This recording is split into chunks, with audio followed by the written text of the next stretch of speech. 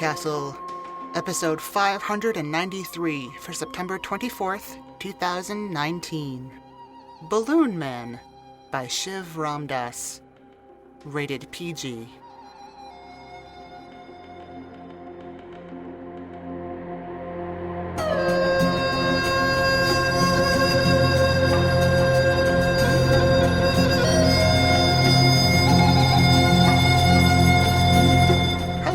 Welcome to PodCastle. I'm your host, Setsu Uzume.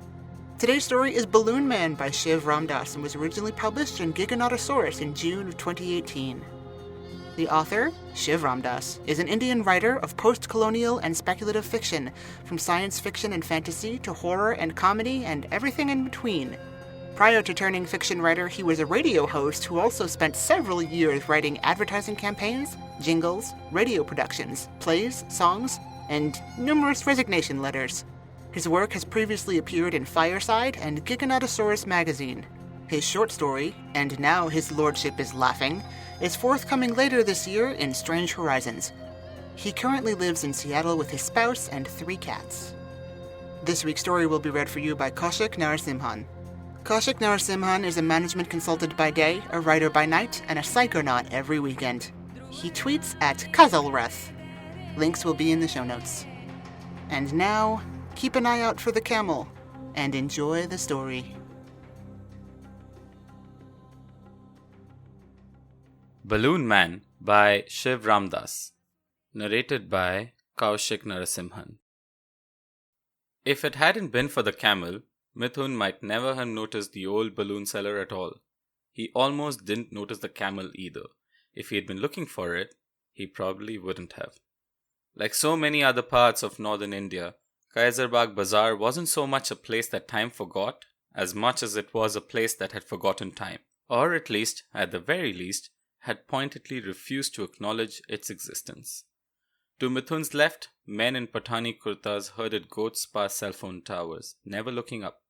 To his right, vendors pushed carts piled high with sweet-smelling fruit, bright clothes, and trinkets under dangling electricity lines, ignoring the half-buried cables underfoot as they called out to passers-by as a steady stream of cars, bicycles, and cycle rickshaws swerved and cursed their way down the narrow cobbled streets. All in all, it was an explosion of sights, sounds, and smells, a patchwork of color and chaos of the sort that is so much more appealing on exotic India postcards than when experienced in the flesh, partly because it makes a lot of things rather difficult, such as the mundane yet surprisingly useful exercise that is finding things just by looking for them. As Mithun stood there, he found the camel staring back at him, unblinking. Then, slowly, deliberately, it jerked its head sideways at the old man with the bent back and straggly grey beard, standing there between the pan seller with bad teeth and the cigarette vendor shouting discounts at schoolchildren, half hidden in the shadow of the crumbling clock tower. And that was when Mithun noticed the balloons. Indeed, he couldn't help but notice them, for these were no ordinary balloons. No, they were massive, lustrous, the most wondrous balloons you ever saw. Above the spotless white Gandhi topi on the old man's head, a beautiful blue-green globe. The earth itself, or perhaps not quite, floating right there. Beside it, much larger, the fiery citrus glow of the reluctant red of the setting sun, giving way to a soothing orange. Next to that, a small one, half translucent, half black, the moon being eaten by Rahu, just like in the myths the teacher read out every Friday. Mithun looked at his mother, but she failed to notice him, being still engrossed in the vital task of securing an extra half kilo of lentils at no additional cost. An additional half kilo that he already knew it would be his destiny to spend the evening carrying around the bazaar. He looked back at the balloons, and as he watched, one of them, an impossibly radiant 5-pointed star, floated heavenwards and then exploded in a shower of iridescence, each fragment now a star in its own right. This was the first thing Mithun noticed. The second was that he seemed to be the only person who noticed it. "Come here, boy." He looked around, but could see nobody who had spoken. Just the usual whirling dervish of a small-town economy hard at work all around. "Are you deaf? I said come here, boy." He swung around, looking across the street to where the voice had come from, and discovered he was looking at the camel again. Mithun blinked. The camel didn't. Instead, once more, it jerked its head towards the balloons. And then Mithun found himself far away from the chana vendor, skirting vehicles, making his way towards the talking camel and the magical balloons. But when he finally got there, he found the little stall in the shadows of the tower deserted. This gave him pause, but only briefly, because just then he noticed the most amazing balloon of them all, a huge black oval affair that was still translucent enough for him to see the other shapes inside it. Too many to count, some round and revolving around bigger round ones, sometimes colliding, some impossibly bright, winking in and out and sometimes vanishing entirely. Mithun didn't really know much about astronomy and had even once spelt it wrong on a test. But he knew enough to know that sometimes the appropriate response is just to gawk, mouth half open. So gawk he did, pausing only twice, once to decline the offer of a pan, and again to point out he didn't want a cigarette at half price. So well did he gawk that he failed to notice the shouting, or the people suddenly running pell-mell in the opposite direction. The first inkling he had that something was wrong was a heavy grinding sound, not dissimilar to the one Sarita Auntie's lassi machine had made when he tried to grind pebbles in it. Only this was much louder. Loud enough to cut through his reverie. He looked up and saw it, the top of the clock tower teetering and then, ever so leisurely, tipping over, raining rock down as it strained to obey gravity's call. Then, with a final shuddering groan, it fell, blocking out the sun above him, falling downwards like a furious thundercloud, Indra's Vajra hurtling down to earth. Somewhere in the far recesses of his mind, Mithun knew he should run, but his legs wouldn't work. Nothing would.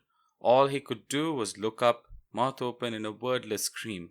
He felt a hand grab the back of his shirt, yanking him back roughly, and then something slammed into his head, sending an explosion of white before his eyes, which, just as quickly, turned to black.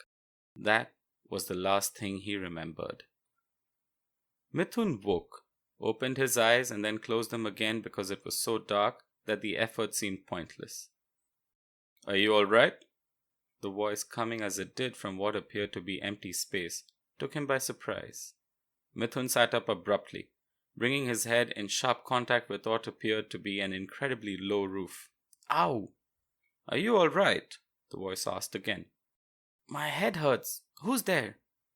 "Just me," said the voice. It was soft and yet somehow strident, the sort of voice that has seen much service.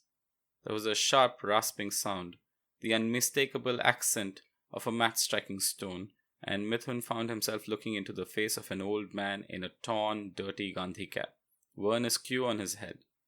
It was a lean, lined face, weather-beaten and grey-bearded, with a pair of gentle brown eyes. "It's you," said Mithun. "Gubbara wala, the balloon man." The match went out. "Bhak," said the old man. "Third-rate matches. Well, I suppose those are the only kind." A moment later, he lit another. "Here, hold this," he said, holding out the match. "Yes, that's fine. Just a moment. Let me find... where did it... there we go." From his pocket, he pulled a pale, translucent balloon. He took a deep breath, then blew into the balloon. It swelled up, and as it did, it began to glow, filling the alcove with a thin, silvery light. The man gave the end a twist and let it go, and it floated up, coming to a rest against a rocky ceiling a few feet over his head. "Nothing quite like moonlight, is there?" Mithun glanced around at their surroundings. There wasn't much to see, just rocks piled all around the small alcove where they were. Mithun pulled himself to where he could sit up, so he was now facing the old man. "Managed to get us under the arch," said the balloon man, and grinned, showing a set of strangely perfect teeth. "Cramped, but it'll keep the weight out till they dig through." Mithun wasn't sure if it was the words or the tone they were delivered in, but he felt the cold stab of panic slice through his chest. "Ma!" he shouted. The old man smiled, patting him on the shoulder. "Don't worry, lad. You'll be fine." Mithun looked around. There was a distinct watery sensation at the very bottom of his stomach. How do you know? Well, you'd better be, said the man indignantly. I had to run awfully fast to pull you safe, and I still don't know if it'll count, or where the camels got to. But we'll find out soon enough, I suppose, and whatever will be, will be. Oh, don't look so scared, you'll be fine, didn't I say? They'll save you, I promise. Don't you mean us? The old man chuckled. No, I'm the only one saving me. I don't understand, Baba. We are here together. If I get rescued, so will you. Well, you should understand, said the balloon man. Makes perfect sense when you do. Just remember the rule. What rule? That in India, whatever is true, the opposite is also true. Mithun blinked, realizing that his fellow prisoner was not quite sane. He turned away, scrabbling at the rocks to his left. Stop that, said the balloon man sharply. Don't upset the balance, you'll bring them all down.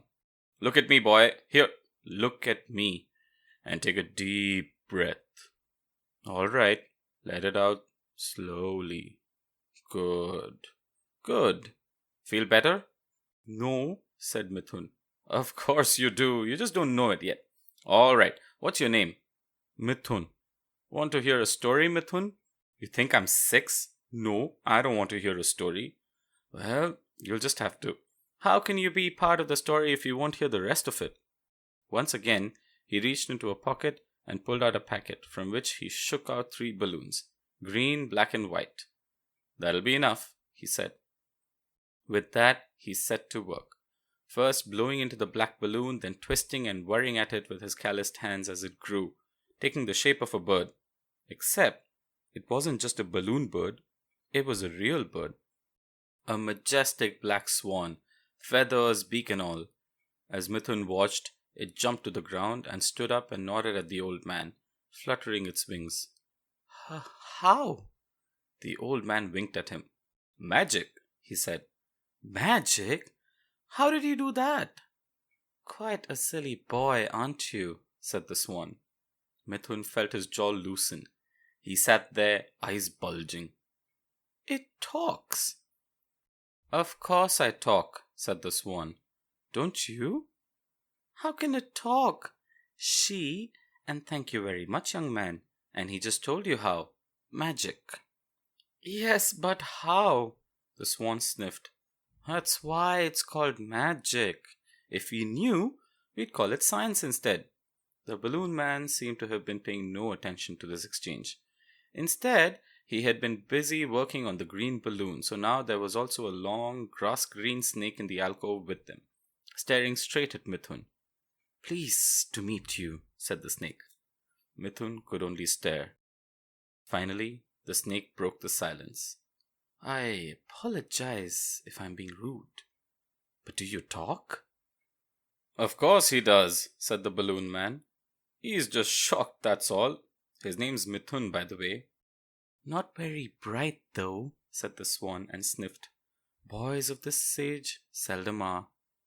Maybe he's just scared, said the snake, uncoiling slowly and moving towards Mithun. Do you need a hug? Nope, I'm fine. Stay away. The snake retreated slightly, looking hurt. Said the swan, Where's the camel? Don't know. This is terrible. Well, make the best of it. I am making the best of it. Must you always be in a bad mood? Asked the snake. Yes, said the swan. You try cleaning your feathers in this land with more dust than air for the last... It broke off suddenly, looking towards where the last balloon animal turned real animal now stood. A large white elephant, about as big as the balloon man himself. With a start, Mithun realized it had several heads, 5 in fact. The balloon man bowed, as did the other animals. It is time, said the elephant in a slow, ponderous voice. Just the sort of voice you'd imagine an elephant would talk in. Although why you would spend your time imagining an elephant talking is another matter entirely. Are you ready to be heard? We are, replied everyone except Mithun. Then begin, said the elephant, sitting down. Who shall it be? Me, said the snake. Where do you wish me to begin, Lord? I have always found the beginning to be as good a place as any, and the appropriate one in a hearing such as this. Tell your part of the story, and tell it true. I will indeed, Lord, said the snake, and hissed, the sound slithering away over the stones around them. Listen to me now. Listen as I tell you the story of the wretched King Vikramaditya. Vikramaditya and the Celestial Cow, as told by the snake. Long, long ago, long before this land carried this name, or the one before this, or the one before that, this was the kingdom of the good Raja Vikramaditya. Many stories of his wisdom and valor have been written, but this is not one of them, for it is about neither. But know that the king was revered far and wide for being as learned as he was generous, and a true man of dharma. It was said he had never once broken a promise, and no man who visited his court left without what he had come for. A greater, more generous, more virtuous king than Indra, king of the gods, whispered some, and judging by the state of the universe, that may even have been true. Now, one day, there arrived in the court of Raja Vikram a rishi, a wandering holy man. Vikram received him immediately, for such was his custom. Pray tell me, holy sire, he said, what service may this monarch render you? Your protection, King Vikramaditya, replied the rishi, and it is not for myself I seek it, but for another. For a while I have made my abode a small ashram on the other side of the river. There I stay, alone save for one companion, a heifer. But now I must travel north for a pilgrimage, and it'll be many a sunrise before I return. I cannot leave her there alone.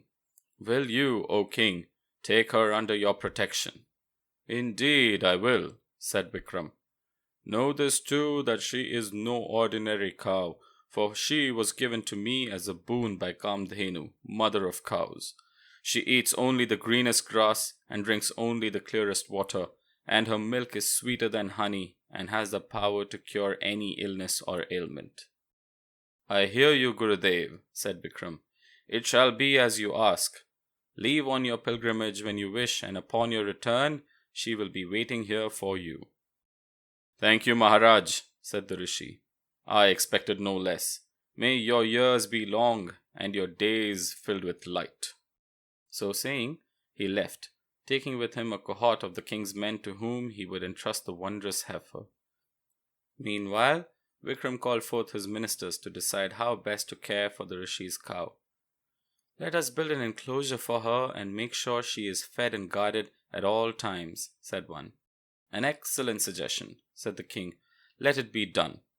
And so a grand enclosure was built, with high stone walls and a sloping roof and golden tiles within, and a whole host of soldiers without. The king personally oversaw the construction, and well pleased he was, for he knew it to be so secure that perhaps even Vayu, the god of air, would have trouble getting in undetected.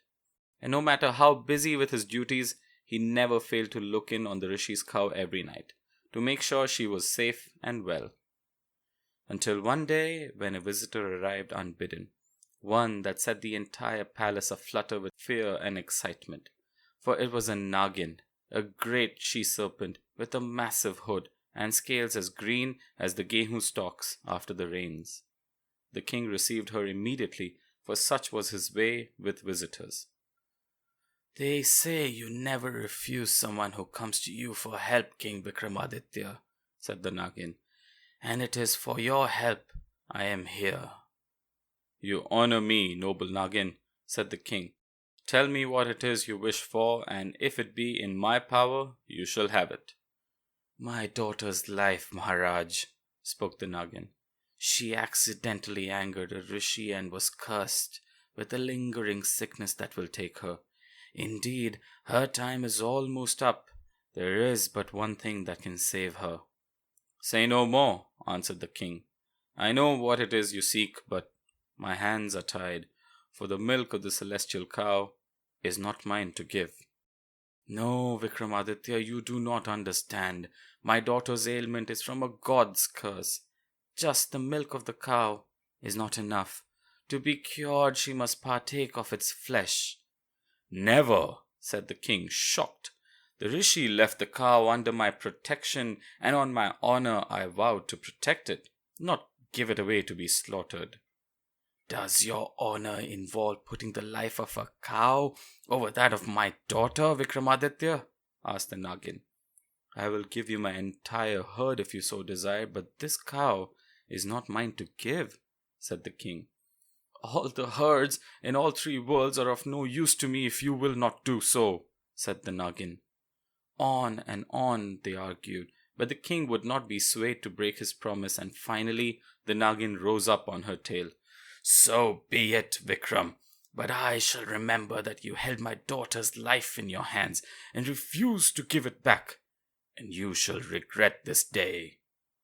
And then she was gone, leaving no trace of her ever having come save the furrows on every brow in the hall. "She will be back, Maharaj," said one of his courtiers. "I am sure of it," said Vikram, "but I will not seek shelter from the rain before the clouds come." Never let it be said that Vikramaditya exchanged his honor for safety. But even though he spoke the words, he felt a dark foreboding in his heart, for even the gods thought hard before making an enemy of a Nagin, and none had ever been known to renege on a vow of vengeance. Even so, he resolved to not show his trepidation, for a fearful king is inevitably soon a former king, and went about the rest of his regal duties.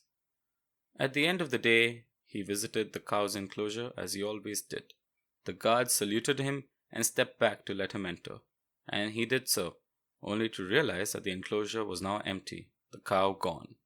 He looked around, but there was no sign of her, no mark of anything, and then he heard the faintest sound and turned and saw a hole in the wall, through which was disappearing a long green tail. "Guards!" shouted Vikram. "Guards! The Nagin has escaped with the cow. Stop her!" And with that, he ran outside.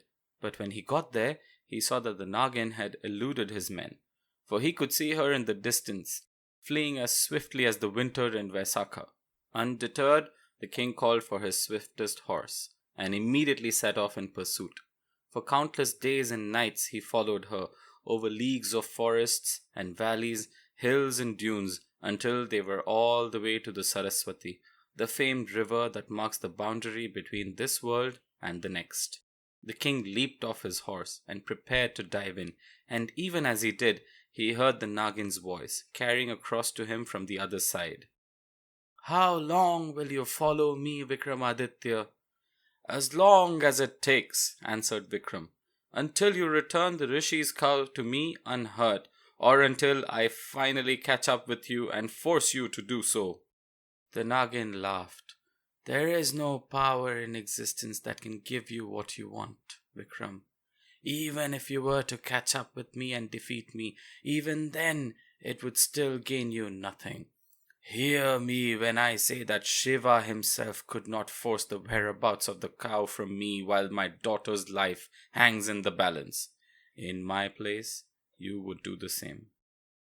And at this, the king paused, for he recognized the truth in what the Nagin was saying.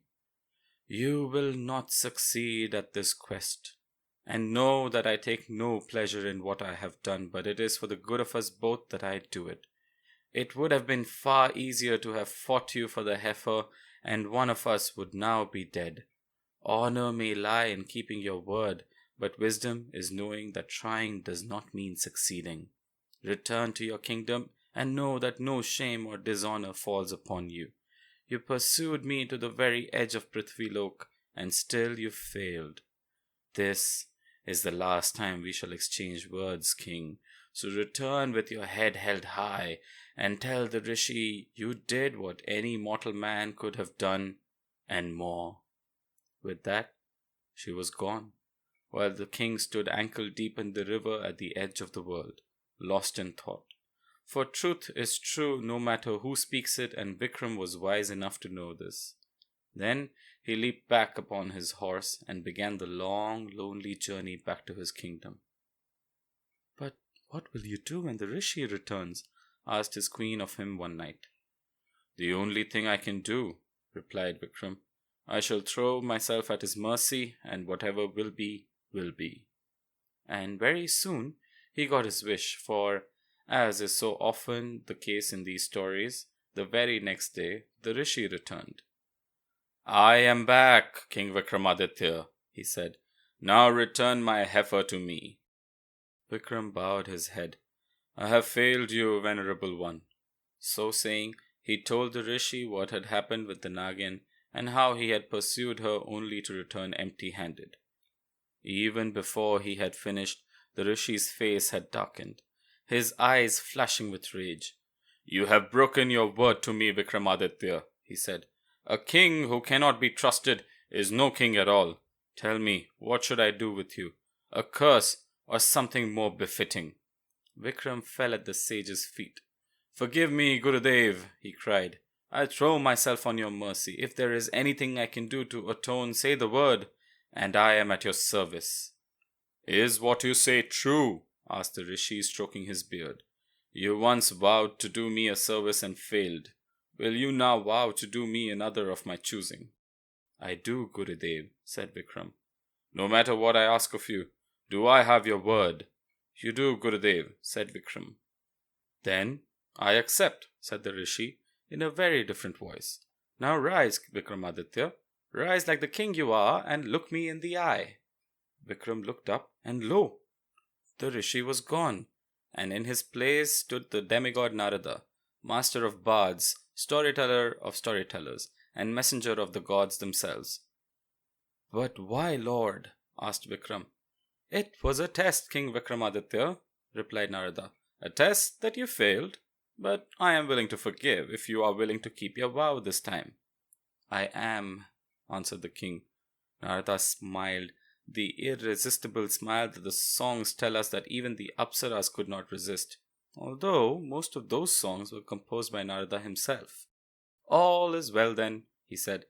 "I accept your offer, King Vikramaditya. When the time comes, I shall return and remind you of your promise to serve me." He smiled again. "And I have just the service in mind." And so it comes to pass that Vikramaditya, noblest of kings, found himself bound in service to the prince of all tricksters. Although, as it turned out, he might have been better off dead. What became of that service is a story in itself, but what you have just heard is the tale I have to tell, and know every word to be true, for I was there and saw it all. "Wait," said Mithun. "Better off dead? How could he have been better off dead?" The snake hissed. "Because there are worse things than dying." "Such as?" said Mithun. "Not dying," said the swan. "That makes no sense," said Mithun. The swan nodded. "I knew you were a foolish boy. Said so right from the start." "Now, what we have here is a beginning, and little else," said the elephant. "Which of you will tell of what happened next?" "I will, Lord," said the swan, and flapping her wings, she began. Vikramaditya and the Elephant's Curse, as told by the Black Swan. King Vikramaditya waited anxiously for Narada to return, and he waited in vain. Weeks passed into months. The rains came and went, and did so again, with still no sign of him. It was not till the rains came a third time that Narada returned, early in the morning, on the first day of Vraj. The king was still in his bedchamber, and when he heard, he rushed down. So hastily he even forgot his turban. "I have returned, O king," said Narada. "Do you intend to keep your word?" "I do," answered Vikram. "What is it you wish of me?" "To accompany me to a sabha, a grand gathering." "As you wish. When do we leave?" "Immediately. I wish to arrive well in time." "It has already begun?" Narada smiled. "It began almost 30 years ago, King Vikram." 30 years? Who is this king who would throw a sabha that long? Narada smiled. Mine. We go to Devlok, to the court of Indra, and there we shall play a little trick on him. At this stage, Vikram stared at him. This is madness, O sage, to attempt to deceive the king of the Devas himself. You will doom us both. No, I will repay the insult he dealt me. Do not presume to question me, Vikram.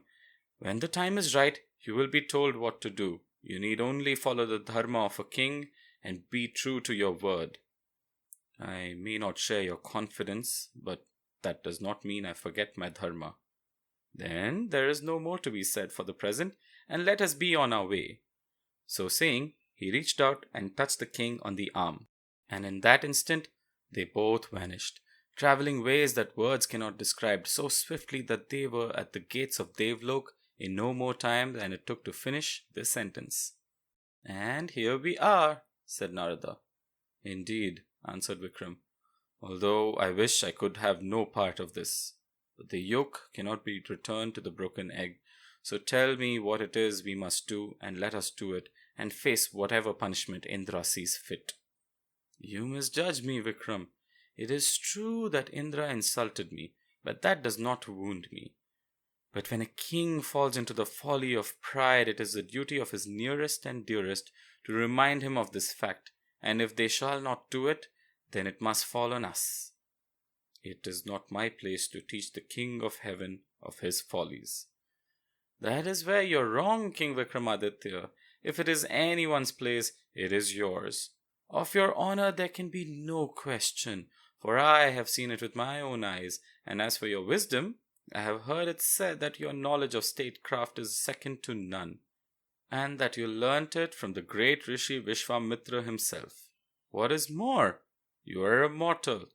We shall confront Indra with his secret fear that one day a mortal might surpass him in prowess. Indra would tell you of his secret fear? Secrets rarely stay that way. Now listen to me and listen well. I shall now disguise you as a wandering merchant. You will enter the Sabha and challenge Indra to a battle of wits. And there, before the entire assembly of the gods, he will learn his lesson. Even if you do not win, if you make him pause, that is enough, for he will begin to wonder if he really is as great as he believes, when even a common mortal can so challenge him. Very well, said Vikram. I am ready. 2 more things. When we enter, keep your eyes down and keep your eyes covered, or you will be blinded by the grandeur of Indra's palace. No mortal eyes can withstand such a sight. I will be beside you to guide you, but also in disguise, for I do not want Indra to suspect anything. Second, and do not forget this, no matter how hungry or thirsty you get, do not eat or drink anything within the palace, or you will regret it. Now, let us be going, for the Sabha has begun and each moment is more precious than you realize. So saying, he transformed them both, King Vikram into a turbaned merchant, himself into a camel loaded with wares. They made their way through the gates all the way to the palace. Here Vikram shielded his eyes, allowing the camel to guide him all the way into the famed celestial hall. Once they were inside, however, his curiosity got the better of him and he wrapped his turban and placed it over his eyes, just opening his eyes enough to peer through. Around them played music, a melody so sweet the rain stopped falling to listen. In the front of the room before the throne danced an Apsara, her beauty such that it put even the summer sunset to shame. Invisible hands pressed a goblet into his hand, and without thinking about it, he took a sip. It was the sweetest drink he had ever tasted, like wine and honey and something else he couldn't describe.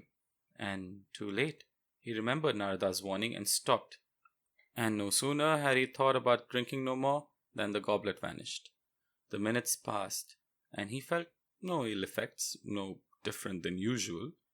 From the corner of his eye, he saw Varuna, god of the ocean, lounging on a gold seat, hair made of water streaming down and curling at the back in waves. Beside him sat Chandra, gentle silvery moon, skin glowing with a soft white light, and beyond him another being, But as Vikram turned towards him, all he saw was a bright, fiery incandescence that burnt into his eyes, forcing him to squeeze them shut for fear he would be blinded, and he knew he had almost committed to folly of daring to look straight at Surya. "Still your mind," said Narada in his ear. "When I give you the signal, raise your voice and challenge Indra." And Vikram stood there, eyes lowered, listening until the music softened and he felt the camel nudge him in the back. "Great and noble Indradev, king of us all, I challenge you," he cried. There was a hush, and then a ripple. The music stopped abruptly. "Who says that? Stand before me," said a voice that sounded like thunder, and Vikram knew that Indra had heard. The camel nudged him again, and Vikram stepped forward, making his way through the sabha until he stood before the massive, dazzling throne. Said Indra, "Who are you, mortal, who wishes to challenge me?" "To a battle of knowledge, Lord," said Vikram. "Who I am is not important. If I am, as you say, a mere mortal, then surely a merchant is as good as a king to you, just as a fly is as a mosquito to a man. Even the fly and the mosquito have their proper place, and wisdom lies in knowing that place." "I see you have accepted my challenge, Indradev," said Vikram, bowing. At that, there was a laugh from the assembly.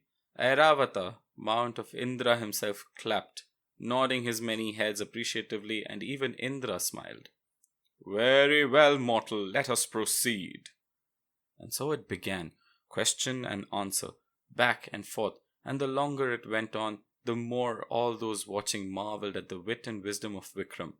So much so that even Indra was forced to focus all his attention on their battle, going so far as to even stop listening to the prayers people sent him from earth. Until finally, Indra sat up upon his throne and looked straight at Vikram. "You are no merchant. The depth of your knowledge and the breadth of your arguments are those of someone who has devoted his life to statecraft. You have entered my halls uninvited, on false pretenses. How came you here?" And then his gaze fell on the camel, and Indra's face darkened, like the thunder clouds from where he wielded his vajra. "Narada, are you the one responsible for this deceit?" Hearing that terrifying voice roaring through the hall, Narada turned, only to find that Vayu blocked his way. "Nay, trickster," he said, "today you shall answer for your actions."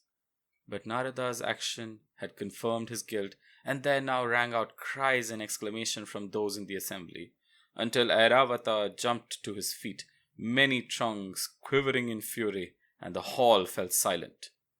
For the god king of the elephants was known for his wisdom and his compassion, but few were foolish enough to not fear his anger.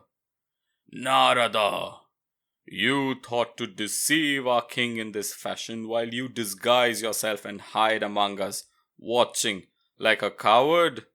This time you have gone too far.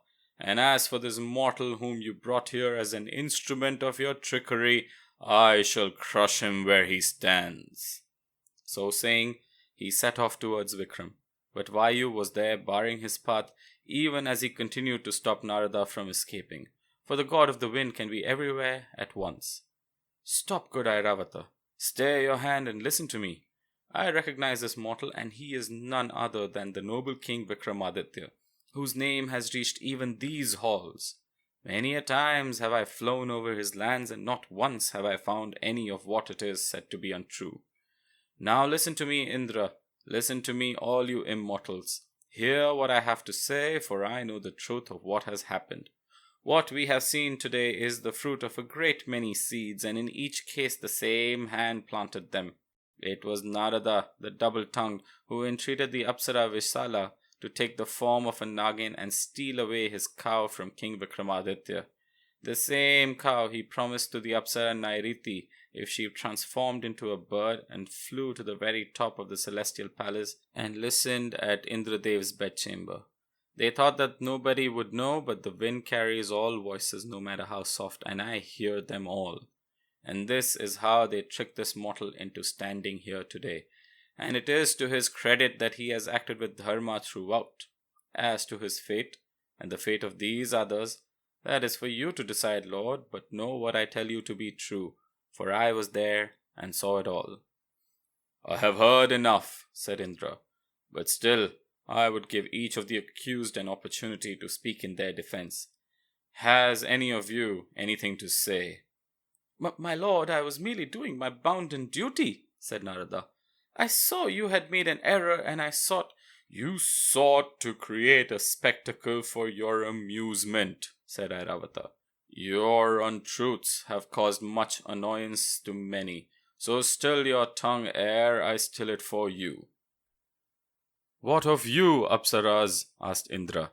"Is what Vayu says true?" "It is, Lord," they said, beautiful faces burning pink. "And you, King Vikramaditya, have you anything to say?" "Only that I am yours to do with as you see fit, and know that had I not given my word, I would not be here." "Prettily spoken indeed," said Indra. "From what I have heard here, Vikramaditya has conducted himself with great honor, and for this reason I forgive him his deception, and even his forcing me to stop listening to the prayers of those invoking me. There will be no punishment. He has been punished enough by staying here this long. You are a credit to all men, Vikramaditya. Ask me for what you will, and if it be in my power, I will grant it." "You honor this unworthy one, Lord," said Vikram, bowing. "But I desire nothing further than to return to my kingdom and family." "That is impossible, O king," said Indra. "They are gone." "Gone!" cried Vikramaditya. "I do not understand, Lord. Where could they go? And if they are, grant me your permission to leave immediately to set out after them. It has scarce been a few hours since I left home, and I can still catch them." But Indra shook his head. "Nay, Vikramaditya, time here in Devlok is not as time on Prithvilok. Every second here is a year there. You have been here several hours, but you have been gone for hundreds of years. Your family, kingdom, the world as you knew it, all are long since gone. And even you, with all your courage and wisdom, cannot follow them, for a body may not travel the path souls take." At these words, a terror ran through Vikram, and he folded his palms before Indra. "Then there is nothing left to return to. You promised me a boon, Indra, so now I ask it. Return me to them." "Nay, I cannot," answered Indra, "for none may turn back the cycle of time, and neither will I take you before your time." "Then I am lost," said Vikramaditya. "All is lost. It seems all I can do is return to earth and wait for my time." "Return by all means, but first tell me this. Did you eat or drink anything here?" "Only a sip of wine," said Vikram. "The merest taste." And Indra looked at him, and there was sadness in his eyes. "You have made a grave mistake, O Vikramaditya. What you drank was Amrit, the divine nectar of immortality. Lord Yama will not come for you, for death does not visit those touched by Amrit." Vikram fell to his knees. "You mean I am destined to wander the earth till the end of creation itself? No, Indra, no. Do not do this to me, I entreat you." "I cannot make Yama come for you, King Vikramaditya," said Indra. "Indeed, there is but one path I can offer you, but it will not be easy. Are you willing?" "I would do anything." "Then here is what you must do. For hours I ignored prayer after prayer. Devotees I would have helped, people in need of my aid, all because you distracted me. 1,000 times 1,000 they numbered, and none of them did I aid. Your task is this: return to Prithvi, and make it your mission to help people, until such time as you have performed one good deed for each prayer you caused me to miss in all the years that have passed since you came here. Do this, and when you have finished, I will grant you a place in my halls, and here you may sit alongside us, as one of us, until the end of this cycle of creation." "If this is the only choice before me," said Vikram, "I shall do as you command, Lord. But no, I would prefer to not have to make it." And that is the reason I offer it, said Indra. So be it then. As for you, Narada, Airavata spoke for all of us when he said that for too long have you spread false stories. You are hereby banished from the heavens. Spend your time on the mortal plane until such time as you have told a true story for each untruth you have uttered. Then, and only then, will you ever have hope of returning here. Airavata, faithful one, I leave it to you to see that what I have said today is done. Airavata bowed. It shall be done, Lord. But the bard cannot escape this lightly. It was by my boon that he gained the power to transform himself, so let him remain in this form, not a man but a beast, for all the time he must spend on Prithvi. But I too have something else, said Vayu. I feel for you, King Vikramaditya, and what the fates have decided for you. I cannot undo any of what has been done, but accept this gift from the god of the winds. So saying, he pressed a bag into Vikram's hands. Toys of my devising that one day mortal children will play with. But these ones have been blessed by me, Vikramaditya. When you have need, invoke me as you fill them, and the air itself will help you. Accept this as a token from Vayu. Lord Indra, what of the Apsaras? Asked Airavata. Is their path to go unpunished? Since they helped create this situation, let them be part of it till the end, said Indra. They too are banished from my halls until Vikramaditya returns. Let them be witness to each task he performs for as long as it may take. And that was how King Vikram was condemned to wander the earth as a commoner, helping those he could, and how Narada was punished, along with the Apsaras, Visala and Nairiti. The swan gulped. A single large tear fell from its eye, landing on the dirt underfoot with a soft plop. And what happened of his task is a story in itself, went on the swan. But what you have just heard is a tale I have to tell, and know every word to be true, for I was there and saw it all. But that's not fair, said Mithun. Why would the gods not let Vikram stay right then? The gods never claimed to be fair. They only claimed to be right, said the elephant. That makes no sense, said Mithun. Guard your tongue, boy, said the swan and squawked angrily. If you must address Lord Airavata, do so with respect, or not at all. I shall answer for myself, Nairiti, said Airavata. Makes no sense, you said. And you are surprised because everything else makes sense? The gods have the power to be anywhere they want, whenever they want, and yet Indra has me, Shiva has Nandi, Vishnu has both Ananta and Garuda. Almost every god has a mount. Does this make sense? This is the trouble with mortals, always demanding that things must make sense and be logical. Such a human desire. To exist, a thing need not be logical, it just needs to be. Now, let us move on, for we have a beginning and a middle, but not an end. Are you the third witness? Of course you are, for yours is the next story. I don't know any stories, said Mithun. Of course you do. Everyone does, and today yours is the most important one of all, so don't be shy. I shall even help you. Are you ready? Vikram, the camel, and the boy, as told by the elephant. Vikramaditya had lost his kingdom, but not his will, said Airavata.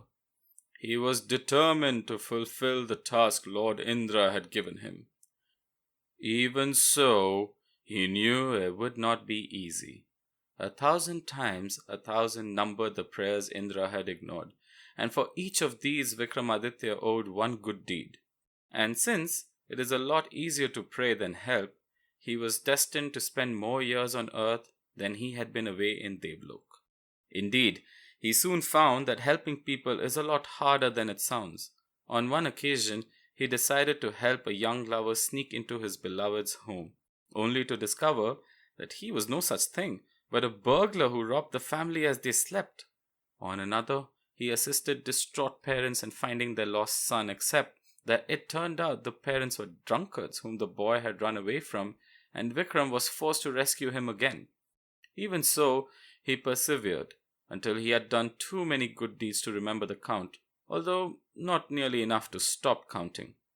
Until one day, walking towards a destination that no longer matters, he was caught in one of those torrential mid-year downpours that are so important to the livelihood of both the farmer and the poet.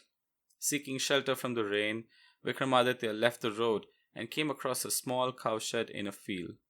Within it, he found a man also taking refuge from the storm. Once the mandatory pleasantries had been exchanged, they set to talking. "So, what brings you this way?" asked Vikramaditya. "Ill fortune," replied the man, "and this rain has added to it, else I would already be in the next town where I could put an end to my misery." "These are worrying words, friend," said Vikramaditya. "I hope you do not mean to do yourself an injury." "Only to my money purse," said the man. "Tell me, what ails you?" said Vikramaditya. "Perhaps I can help." "You seem like a good person," said the man, "so while it would be easy to give you my burden, it would not be right. You see, I am not traveling alone. I have with me a camel that I tied outside, and you may have seen as you entered. I am taking it to the butcher in the town up the road so he may slaughter it. He may not pay me very much for it is old and its meat no doubt stringy, but I would rather pay him to slaughter it than take it back with me." "Why do you say this?" asked Vikramaditya. "Because this is no ordinary camel. It was sold to me by a merchant who said it was a magic talking camel and would bring me good fortune. It seemed an excellent bargain, so I agreed, even though I did not believe him, just as I have no doubt you will not believe me. But you may take my word for it. The beast does in truth speak.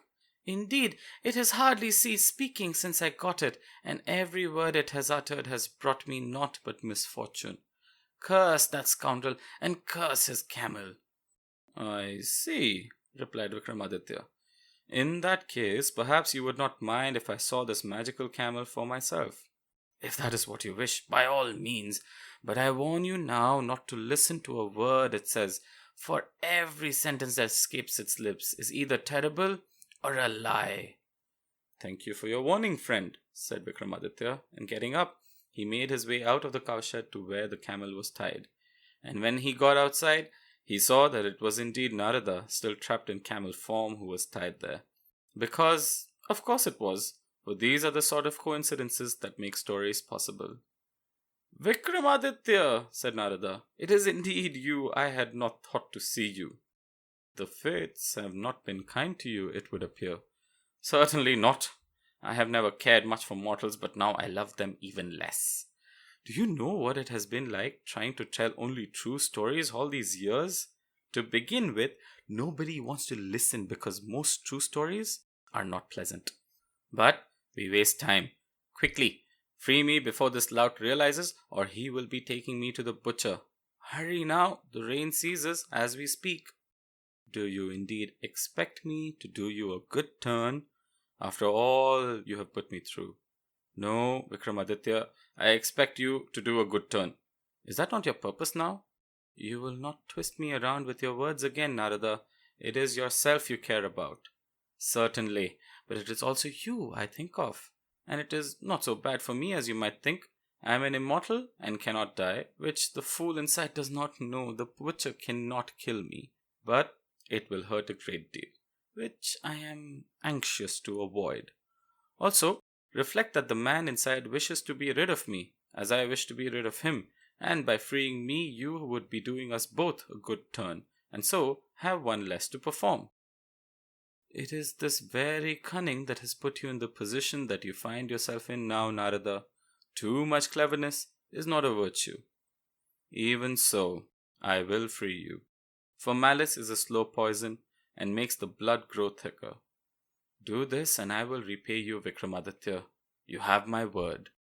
"You are already making me regret this," replied Vikramaditya, and so saying, he went back into the shed.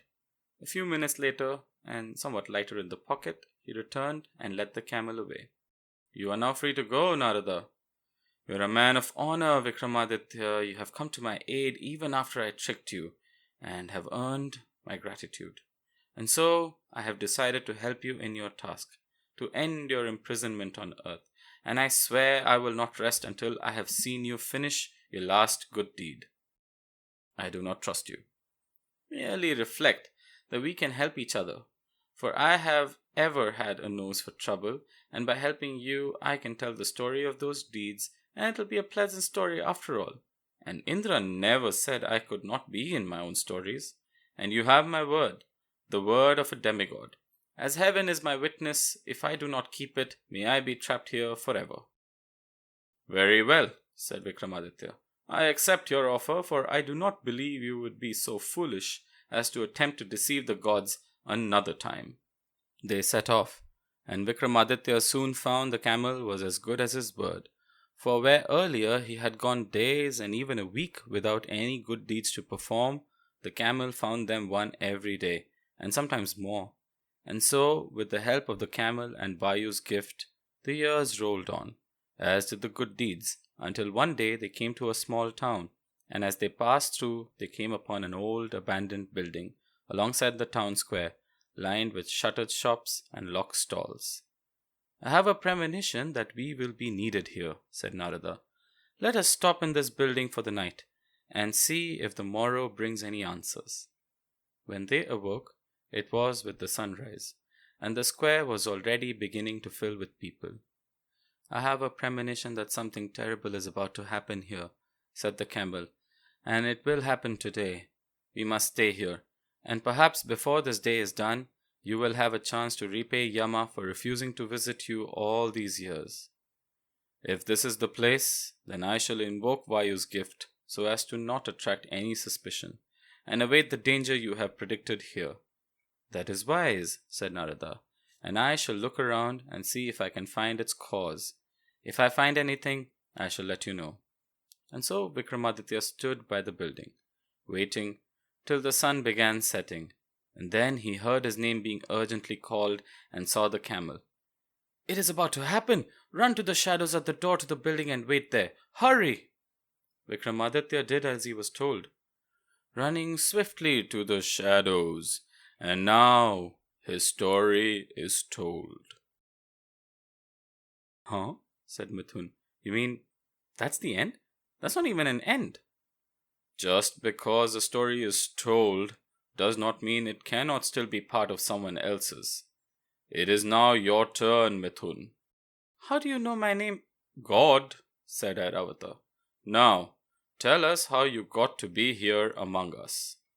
Well, I was standing with my mother, and then I saw a camel, and then the balloons, and then it called to me. Oh! Please continue. The camel called you. Yes, it called me across the road, and I don't know why, but I went there, but it was gone, and then the tower fell, and something hit my head, and when I woke up, I was here. It is as I thought, said Airavata. I was right, said the swan. The wicked one endangered this boy deliberately. Did he truly have a premonition the building would collapse, or did he actually aid it in doing so? And did he do it to help Vikramaditya, or merely do it to have a true story to tell? Said the snake. Whoever knows with that one, said the balloon man. Well, shouldn't you? Said Mithun, turning to Airavata. You're a demigod. Shouldn't you know everything? Sometimes, said Airavata. That makes no sense. In his first avatar, Lord Vishnu turned into a fish and swam on the surface of the great flood. But in his third, when he needed to dive into the ocean to rescue Bhumi Mata, he took the form of a boar, which cannot even breathe underwater. Does this make sense? But now we have heard all the tales, and it is time for the judgment. If we count the rescue of this child, Vikramaditya's good deeds now total 1,000 times 1,000 as was his charge. Airavata paused. However, by all the laws of Dharma, this deed should not count, because it was performed with the aid of trickery, and where there is one broken cashew, there may well be others. Now, I do not believe Vikramaditya knew of this, nor any other deceit, and neither did the Apsaras. But what I believe matters not, for Lord Indra charged me with the duty of seeing his wishes were carried out, and his wishes were clear, that 1,000 times 1,000 good deeds be done. It is my decree that the number has been arrived at, and I see no reason to waste further time on mathematics. So here and now, in the name of mighty Indradev, King of the heavens and ruler of us all, I state that the conditions have been met, and shall ask that you be granted mukti from the mortal plane. And perhaps I defy dharma by what I say, but if there are those who would disagree, let them reflect that I am merely a god, and just as likely to err as any other divine being. You shall all return to Devlok with me. The balloon man smiled gently. Thank you, Lord. And thank you, Mithun. So, where's the camel? Asked Mithun. Oh, he is still here somewhere, said Airavata. He still has many true stories to tell before his time is done. If he knows what's good for him, he'll have begun already, said the snake. Probably out trying to devise some new way to shorten his sentence, said the swan. And this judgment is passed, said Airavata, and rapped his foot on the ground, sending dust flying everywhere and the entire alcove shaking. Mithun coughed, shifting away from the wall which was still shaking. He turned towards his companions as the dust settled, but the alcove was empty. The pounding went on, loud banging sounds, then a crash. Somewhere nearby he could hear voices, men shouting excitedly. Here! He screamed. In here! There was another crash, and then a section of rock somewhere above fell down, and a stream of light burst in. Here! Shouted a man. He's alive! He's still alive! Mithun felt hands, hard hands, dragging him backward and upward. As they did, he looked for the old man, but the alcove was empty, save for 3 scraps of rubber, black, green, and white. Asphyxiated, he heard someone mutter. He was free, lying in the open air, taking deep, racking breaths. Cold, sweet air, so beautiful he thought his lungs would burst. And then everything went dark. The next time he woke up, he was in a bed. His mother standing there, staring at him with eyes adoring instead of the wrath he had expected to see. Behind her, a TV was on, and the first thing he saw on it was the face, lined, grey-bearded, wearing a spotless white Gandhi topi, the balloon man. He listened and could hear the announcer shouting his angry condolences, regretting the unfortunate demise of this still unidentified victim of the Tower Gate scandal, lamenting the state of government welfare that had forced the poor soul to illegally make his home in the crumbling Kaisarbagh clock tower. That's him, Ma, said Mithun. That's King Vikramaditya. I don't know what you're talking about, she said, but she was worried enough to summon a doctor, who tut-tutted and muttered long words like hallucination and concussion. It was another week before Mithun's mother let him leave the house again. The first thing he did was race down to the market, making his way to the mound of rubble from the collapse of the clock tower. On his right, the pan seller tried to hand him a Banarasi. On his left, the cigarette man offered him a pack of gold flakes at half price. Starting with them both, he made his way around the market. And long before he'd finished asking everyone about the balloon man whose stall lay buried under the rubble of the clock tower, he'd come to a curious realization. Nobody recalled the balloon seller, the tower dweller, or even the camel. Well, almost nobody. The panwala was positive there had been a balloon stall under the ruined tower. The cigarette man was equally adamant that there had never been anything.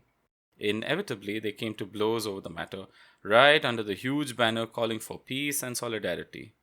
Kaisarbagh was still Kaisarbagh, after all. Upon reflection, Mithun decided to believe them both, because whatever is true, the opposite is also true. And just because your story is told does not mean it cannot still be part of someone else's, finished the camel.